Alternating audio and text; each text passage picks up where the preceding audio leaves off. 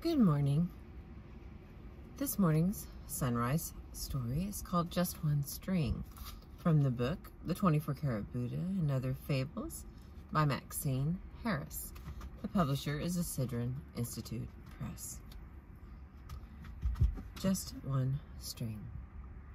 A long, long time ago, before there were computers or typewriters or even paper and pens to write with, people recorded the events of their lives on elaborate cloths called lifelines. Every child was given a plain cloth at birth by the clan chieftain, and the child's parents made the first marks on the lifeline by stitching on the exact time of the child's arrival on Earth and recording any noteworthy events surrounding the birth. From then on, family members would add marks or stitches or designs until the child was old enough to assume the responsibility for recording his or her own life story. At the end of a long life, a clan elder might have a lifeline that was decorated with all manner of charms and relics and embroidered with brightly colored string, telling of births and deaths, triumphs and defeats, as well as the everyday struggles of living in a village near the ends of the earth. Gayla was only 12 years old, but she was already very proud of her lifeline. She had learned to stitch and sew from her grandmother, who was an expert seamstress. So even when Gayla's lifeline told only of small event, her stitching was careful and straight and greatly admired by others in the clan. Gayla thought often of her lifeline and of all the interesting designs she would add as the years went by. Shortly before Gayla's 13th birthday, the villagers heard rumor that a group of barbarians from beyond the hills were attacking and burning villages to the east. The clan leaders met and plotted how they would protect the village if the barbarians turned west and came after the grain and wine and other riches that were stored in vast silos around town. The men talked of how they would fight and defend their families, and the women prepared for how they would douse the fires and keep the children safe. Everyone waited anxiously, hoping that the marauding tribe would spare the village. But then one day the much dreaded alarm was sounded. The attack had begun.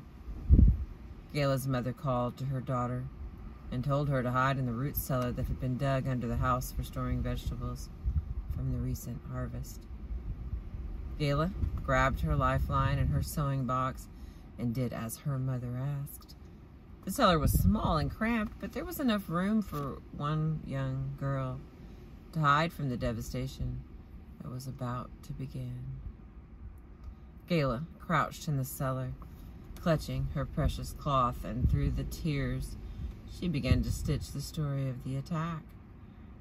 She stayed underground for many days, living on the roots her mother had carefully stored to feed the family during the coming winter. She sewed, she listened, and she tried not to think of what was going on above her. At first, Gayla heard shouts and hollers and the sounds of swords and clubs beating against one another. But after a while, she heard nothing at all, not even the wind or the rain or the other natural sounds that were a part of everyday life in the village. After many more days in the cellar, Gayla decided that it was time to emerge from the safety of her hiding place and explore what was left of her village and her home. As she lifted the heavy door of the root cellar, she could see at once that her worst fears were realized. The home she had loved and shared with her family was now nothing more than a pile of ashes. Everywhere she looked was terrible devastation. The central assembly hall, the sacred lodge, the complex of school buildings, and the rows of homes all gone. All nothing more than smoldering embers, and not a person in sight. Gayla called out the names of her family and friends, but only the empty silence returned her call. Nowhere she looked was there any indication that the village had ever been inhabited. Gayla sank to the ground, clutching her lifeline, and began to cry. The world and the life she had known were completely destroyed. When she could cry no more tears, Gayla opened her swollen eyes and looked down at the cloth she was still clutching in her hands. Thank the Holy Spirits for my lifeline, she thought. The barbarians may have taken my family and destroyed my home, but at least I have my story. And with that thought, Gayla looked down at the cloth in her lap and began to remember the happy time she had shared with her family.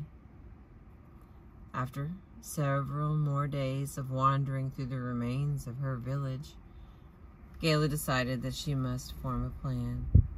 She could not remain in her burnt-out home. The winter was approaching, and soon it would be impossible to live there without the support of her family and her village. She decided to pack up her lifeline in her sewing basket and some roots from the cellar and make her way east towards the hills.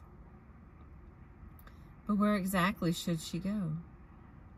And then she thought to herself, of course, I will go to my godmother, Magda. She is the wisest woman I know, and she will surely be able to give me shelter and advise me about what to do. She smiled. It does not hurt that she is the most revered sorceress in all the land. After adding a few more stitches to her cloth, Gayla packed her few belongings and headed off while there was still sufficient daylight for traveling. After several hours of walking across open fields, Gayla turned into a dense forest, where she planned to spend the night. But as she entered the cover of the tall trees, Gayla realized that the forest was thick with sharp brambles. The branches clawed at her face and tore her clothing as she made her way through the underbrush. After much struggling, Gayla was almost free of the worst of the jagged bushes when she felt a sharp tug pulling her back. Her precious lifeline had become snagged on a tall and angry-looking bramble. She tried to gently free the cloth, but the bush held fast. Finally, as it was growing dark, Gayla gave the cloth a sharp pull to free it from the bush. She heard a shrill tear as part of her precious lifeline ripped away and remained impaled on the highest branch of the spiky bush. Gayla let out a cry, but she knew that there was nothing she could do. Part of her cloth was gone. She would have to guard the rest as she made her way to Magda's house, and perhaps her godmother would be able to help her repair what had been torn away. The next day, Gayla awoke early from a fitful sleep, and after a quick breakfast continued on her way. She was traveling swiftly through the woods when she heard a low and sinister growl. When she turned to see where the sound was coming from, Gayla found herself staring into the yellow eyes of a lean gray wolf. Although she was startled, Gayla was not really frightened. She had grown up with wolves that prowled the perimeter of her village, and they were usually quite content with the potatoes, corn, and yams the villagers left for them to eat. "Okay, Mr. Wolf," she began in a quiet voice. "I know you are hungry and are eager for the roots I have in my bag. I will gladly share my food with you." And with that, she reached inside her bag and threw the wolf a big, fat yam. Oh, but as she opened the bag, her cloth fell out as well. As the wolf grabbed for the yam, he bit into the edge of the cloth. "No, no," cried Gayla. "Spit that out. You are about to chew my lifeline." But the wolf was much too busy eating the tasty yam to heed Gayla's cries. She grabbed the edge of the cloth and tried to pull it free, but as she did, the wolf became frightened and turned to run, tearing off a large piece of the cloth as he fled into the woods. Gayla began to sob as she looked down at the tattered remains of her lifeline. The wolf had ripped away a very large piece of the cloth, and Gayla now held only a small part of what had been her story. I must keep this cloth safe, she thought. It is all I have left of my old life. I will tuck it inside my shirt and keep it close to my heart. I cannot lose any more of my cloth before I arrive at Magda's. I must hurry on my way. Gayla traveled for several more days and kept her lifeline secure inside her blouse. She had only one narrow stream to cross, and then she would be safely in the garden of her godmother. As she was about to take her final step into the shore, Gayla slipped on a moss-covered rock. As she fell into the water, the swift current began pushing her downstream. Gayla struggled to recover her balance, reaching for branches on the shore and waving her arms over her head. As the water rushed over her, Gayla could feel her blouse being thrust up over her head. She looked up to see the last remnant of her cloth being carried over the rocks and into the rushing water. Gayla stretched her arm and reached with all her strength, grasping at the cloth and struggling to fight the current at the same time. Minutes went by, and when Gayla found herself thrown to the shore, far downstream from where she had first entered the water, she looked at her clenched fist. All that remained of her precious lifeline was a single red string. Gayla sobbed and fell to the ground.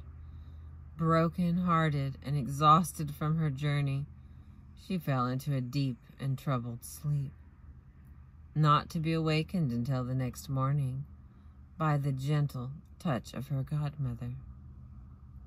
"Oh, godmother," she cried at the sight of the old woman. "So many awful things have happened. My village has been destroyed, my family is gone, and I have lost my lifeline. All but this one string." Gayla blurted out her story amidst the sobs and perhaps in the desperate gasps. There, my child. I know all that has happened. I have been waiting for you to find me. Come, I will get you some warm clothes, and we can talk." "But what about my string?" blurted Gayla. "I have lost everything." "We will talk of that too," said her godmother, as she took Gayla by the hand to lead her back to the house by the stream. Magda hoped that her goddaughter would calm down once she was inside the safety of the cottage, but Gayla was inconsolable. The loss of her cloth had brought back all of the grief and sorrow of the last several months. Magda could see that her goddaughter would be unable to rest until something was done about her lifeline. "Here, my child, give me the single string that remains of your lifeline," the wise woman lovingly demanded. "But it is all I have," cried Gayla, as she clutched the red string to her chest. "I will not harm your string, reassured Magda. "Just place it in my hand." The young girl took all that she had left of her precious lifeline and placed it tentatively in her godmother's warm palm. As the old woman closed her fingers around the single string, she lifted her hand to her lips and began to blow. As her breath grew stronger, Gayla could hear a soft whisper emanating from inside her godmother's closed fist. The old woman gave one more substantial puff of air and opened her hand. As she did, the voice of the string grew louder and more certain. The string began to tell the story of Gayla's life. It told of her birth and her family, of all her happy times, and finally of the attack on her village. The voice of the string told of all the events that Gayla had carefully sewn into her lifeline. How is that possible? Cried Gala. How is it that a single string can tell my whole story? Why, my dear, all you need is just one string. For every part of us contains all that we are. Gala reached for her string and held it to her heart. Her lifeline had been saved, after all. The additional reading, just one string. Loss is one of the most powerful human experiences, and repeated loss can be devastating. When we lose a special relationship, a cherished possession, or a valued job, we can imagine that we have lost an essential part of ourselves, something we cannot recover. Yet, no matter how much we lose, we cannot lose the essential thread of who we are. Memory remains the connection to our past, and even in a life that has been battered by pain and trauma, there are some memories of joy and contentment. The very act of remembering can be a source of strength and triumph over the losses and assaults of the past. Recognizing that we remain ourselves, no matter what the world takes away from us, can be the first step in learning to live with the losses that inevitably come in everyday life. I appreciate you. Thank you so much for listening. And yet again, Zorro is the background noise that is snoring. Have a beautiful day.